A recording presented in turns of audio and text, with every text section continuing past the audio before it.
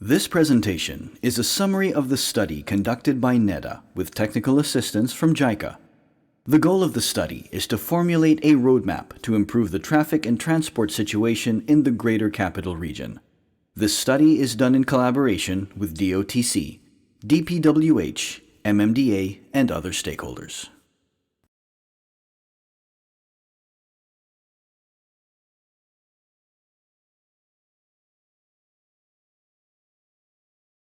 Metro Manila, the economic powerhouse of the Philippines. Alone, this small-sized metropolis contributes more than 1/3 of the country's total GDP. But together with Region 3 and Region 4A that form the Greater Capital Region, GDP share is high at 62% of the national total. Like any bustling, developing city, however, Manila has its own share of urban problems. The three biggest ones are not only closely interrelated, but are also worsening over time. These are traffic congestions, vulnerability to natural disasters, and lack of affordable housing. Let's take a closer look at each one.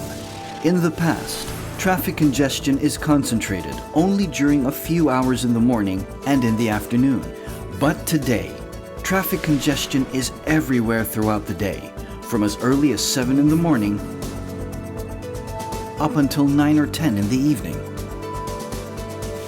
As of 2012, people in Metro Manila make 12.8 million trips a day. Private vehicles occupy a big portion of the roads, but it is the public vehicles that carry more people on scarce road space. The impact of congestion is staggering, not just in terms of travel cost, presently at 2.4 billion pesos a day. But traffic congestion also has a big negative effect on air quality. By the year 2030, these impacts are projected to increase. This computer simulation of road capacities indicates that almost all roads would be on the red, or capacities would have been exceeded further if nothing is done. Now, take a look at Manila's environmental problem. Metro Manila is vulnerable to natural hazards. As shown here, much of Manila, particularly the east and west areas, is most vulnerable to earthquakes, floods, and landslides. The north and south areas on the axis, however, are low hazard risk areas. Environmental hazards affect millions in Metro Manila and also the Greater Capital Region as a whole. Equally affected are the tens of thousands of informal settler families located in waterways and right-of-ways. Now, let's look at the third major problem. A lack of affordable homes and also poverty force millions of families to live in high and moderate risk areas. There is a great need for affordable housing as we are behind in providing resettling and upgrading to make Filipino homes safer to live in. The increasing pressure of population growth within Manila is the fundamental cause of many problems the city is facing. And urban expansion is spreading to its surrounding areas as in Bulacan, Rizal, Laguna, and Cavite. Without a present solution, these problems will worsen as the population of Mega Manila steadily increases from 23 million to 30 million by the year 2030. To make way for a sustainable development of Metro Manila, three core strategies are proposed. The first is to work out transport, land use, and environmental sector solutions in synergy. The next is to manage urban growth effectively. The third is to strengthen and coordinate actions among LGUs and regions. How can Mega Manila cope? Introducing the Dream Plan, a doable, long-term integrated transport infrastructure development for Mega Manila. The Dream Plan focuses on using transport as a catalyst for sustainable development. It aims to put an end to traffic congestion, households situated in high-risk areas, mobility barriers on the road, excessive transport costs that burden low-income groups, and air pollution. The dream plan envisions that the Greater Capital Region will be a tri-engine of growth for the country by being a gate to a wellspring of hope, a place for livable communities, and a space for dynamic business centers. The dream plan redefines the city's spatial structure, promoting a shift from a radial circumferential pattern to a ladder form.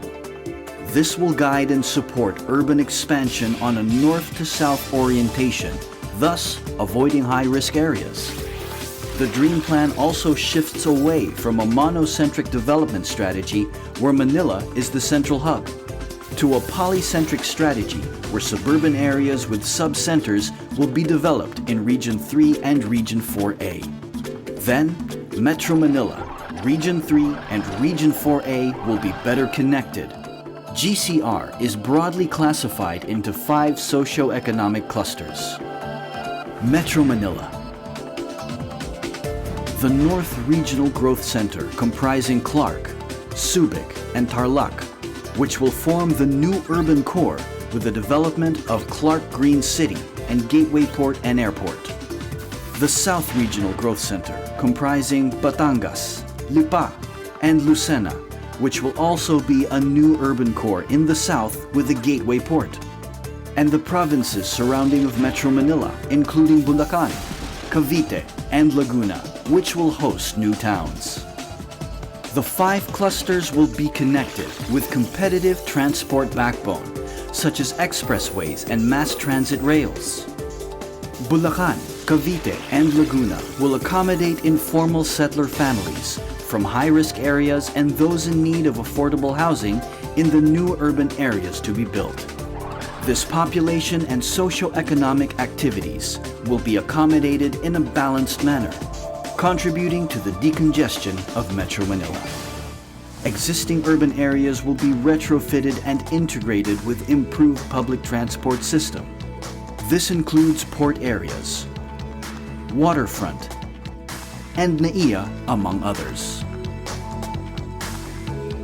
When it comes to the expressways, the NLEX-SLEX connection will play a major role and is urgently needed to reduce congestion on EDSA, divert long-haul traffic from urban roads, and improve port access. This expressway connector includes the following project components.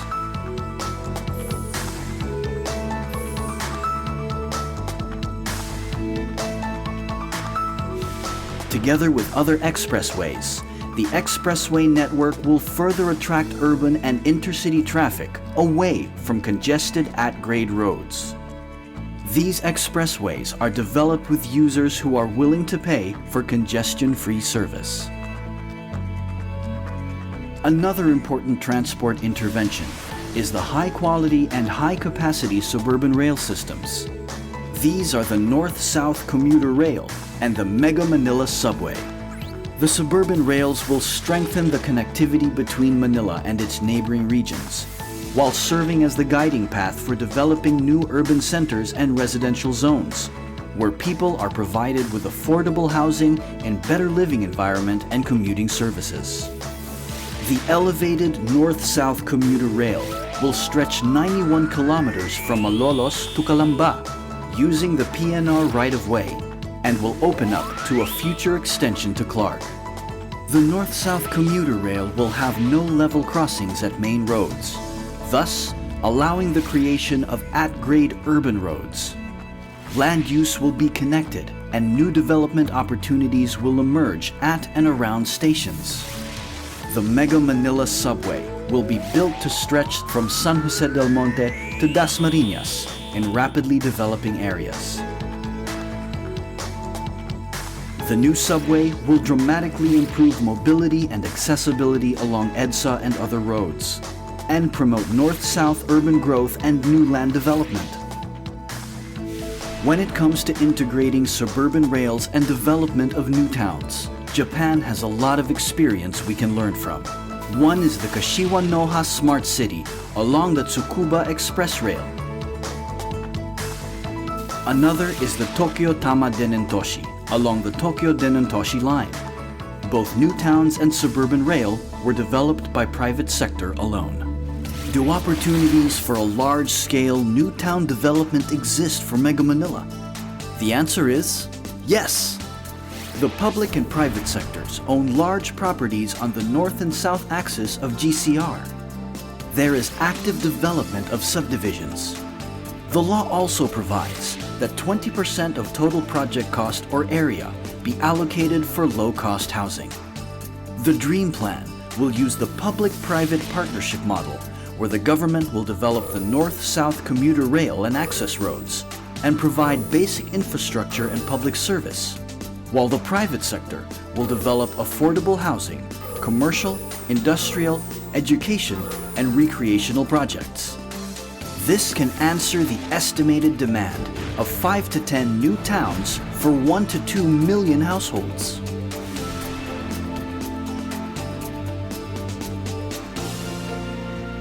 Part of the Dream Plan is assigning new roles to the existing gateway ports of Manila, Subic, and Batangas, all to maximize capacities and development opportunities. Controlling the future expansion of Manila ports and providing the shippers with incentives to use Subic and Batangas ports will aid in distributing and sharing Manila's cargo handling functions to the 2 other ports. The Manila port will also be regenerated into high value-added diversified waterfront areas, similar to those in Yokohama and Seattle and many other ports in the world. Airports will also be repurposed. Clark and Manila airports will serve as gateway ports for Greater Capital Region. A new NAIA will be developed in the vicinity of Metro Manila to be as competitive as those of Singapore and Hong Kong.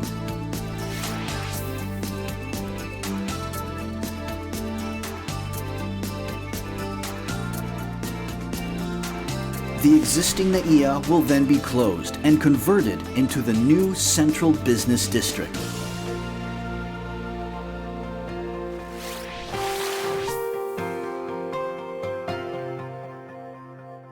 The Dream Plan will further include 5 components specifically for Mega Manila. Construction of missing links of urban roads will be completed, while new ones will also be built. There will also be intercity and urban expressways, integrated physically and in terms of its toll system, operations, and management. Construction and improvement of vital links have commenced, such as the rehabilitation of EDSA, the Plaridel Bypass Road,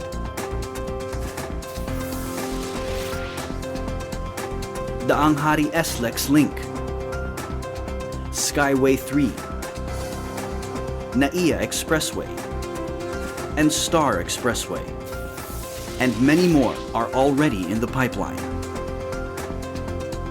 Urban and suburban rail networks will be expanded in hierarchy and in integration with different systems. Capacities of existing urban rails are currently being increased. New lines are already in the planning stage. The goal of the mass transit rail network is to provide the people with convenient, comfortable services at affordable cost and promote reorganization of urban areas based on the transit-oriented development or TOD concept. Just like in these cities, careful selection of appropriate mass transit systems will also be carried out to introduce a proper system in proper locations. There is now the integration of the provincial bus services for the southwest routes of Mega Manila. Other areas will also see the same improvement. Buses and jeepneys in the future will still play a major role, so fleets and operations will be modernized. Their routes, terminals, and interchange facilities will also be reorganized. Considering the complex situation, this then calls for a comprehensive, road-based public transport study. On top of these, traffic management will be improved, as it is the fundamental action to maximize the use of available infrastructures. This also requires a comprehensive study to cover the many interactive aspects of traffic management systematically. These include capacity building on traffic enforcement and education, improvement of infrastructure and facilities, such as signaling, intersections, flyovers, parking, and others, traffic safety, demand management, and improvement of pedestrian environment. Advancements in transport technologies and systems that can be of help include those that promote greater use of public transport, low-emission vehicles, automated and mobile systems, and others.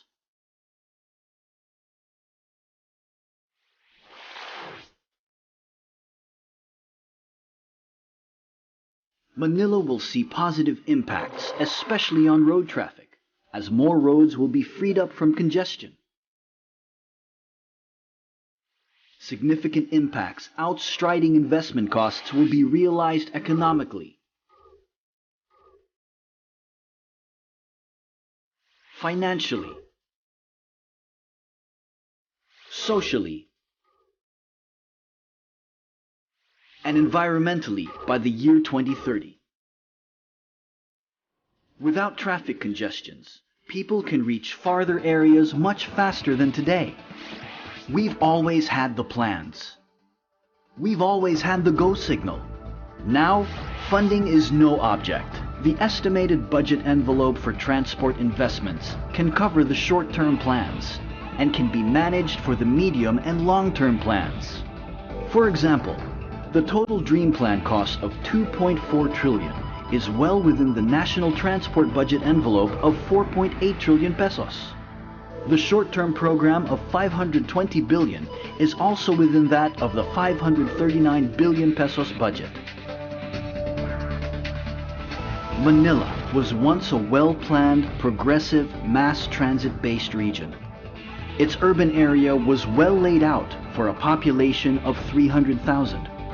It had an extensive tranvia network stretching 85 kilometers, and housing estates were developed in the suburban areas along the tranvia routes.